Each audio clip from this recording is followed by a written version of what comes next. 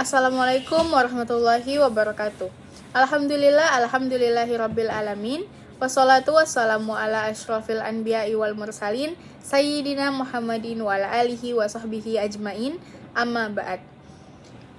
Pertama-tama dan yang paling utama, marilah kita panjatkan puja dan puji syukur kita atas kehadirat Allah Subhanahu wa taala, karena atas rahmat dan hidayahnya lah sehingga kita masih dalam keadaan sehat walafiat hingga saat ini. Tak lupa pula kita kirimkan salawat serta salam kepada junjungan kita Nabiullah Muhammad sallallahu alaihi wasallam. Pertama-tama, perkenalkan, nama saya Andinesha Amrira Salfadira dari kelas 11 IPA 3. Di sini saya akan menjelaskan sedikit tentang kurban, yang dimana kata kurban berasal dari bahasa Arab, yaitu qariba, yang berarti dekat atau mendekatkan. Hal inilah yang bermaksud mendekatkan diri kepada Allah Subhanahu wa taala dengan mengerjakan sebagian perintahnya. Sedangkan menurut istilah, kurban adalah penyembelihan hewan tertentu pada saat Idul Adha sebagai bentuk ibadah kepada Allah Subhanahu wa taala. Jadi, yang dapat saya simpulkan di sini yaitu Idul Adha adalah penyembelihan hewan ternak yang dilakukan umat muslim sebagai salah satu ibadah yang menunjukkan ketaatan kepadanya. Kurban merupakan salah satu ibadah sunnah. Tidak semua umat muslim harus berkurban, namun kurban dianjurkan untuk seseorang yang berkecukupan dalam keadaan finansial. Hukum dan dalil kurban tertulis dalam Quran Surah Al-Hajj ayat 34 yang artinya, dan bagaimana setiap umat telah kami syariatkan penyembelihan kurban agar mereka menyebut nama Allah atas rezeki yang dikaruniakan Allah kepada mereka berupa hewan ternak. Maka Tuhanmu ialah Tuhan yang Maha Esa. Karena itu berserah dirilah kamu kepadanya dan sampaikanlah Muhammad kabar gembira kepada orang-orang yang tunduk patuh kepada Allah Subhanahu wa taala. Seseorang yang berniat untuk berkurban harus memenuhi beberapa persyaratan, yaitu yang pertama ada muslim.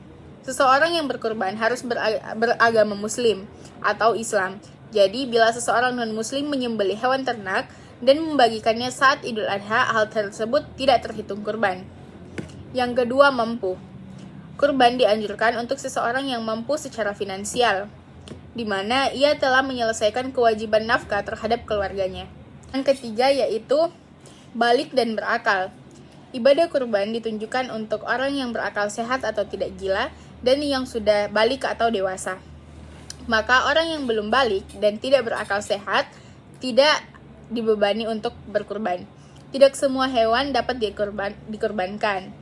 Ada beberapa persyaratan hewan kurban yang harus dipenuhi agar kurban menjadi sah, seperti hewan kurban harus ternak seperti kambing, domba, sapi, dan unta.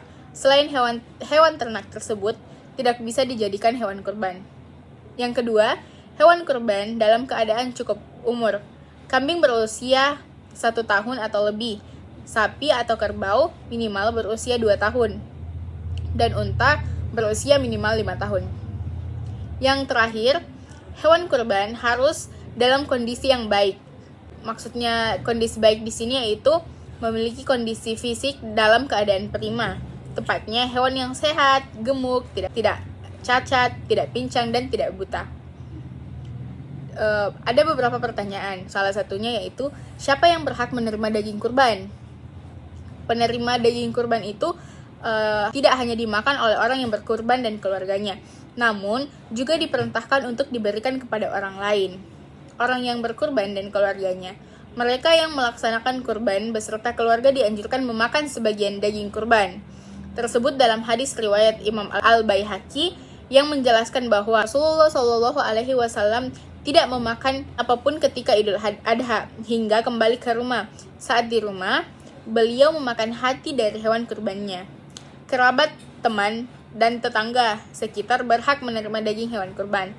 Sebagian daging hewan kurban diperbolehkan untuk diberikan kepada mereka meskipun mereka kaya. Fakir dan miskin. Memberikan daging hewan kurban kepada orang fakir dan miskin adalah wajib. Allah Subhanahu wa taala memerintahkan umatnya untuk memberikan makanan kepada saudara-saudara kita yang membutuhkan. termasuk sebagian daging hewan kurban. Mungkin sekian penjelasan kurban dari saya. Jika ada yang kurang mohon dimaafkan. Wabillahi taufiq wal hidayah. Wassalamualaikum warahmatullahi wabarakatuh.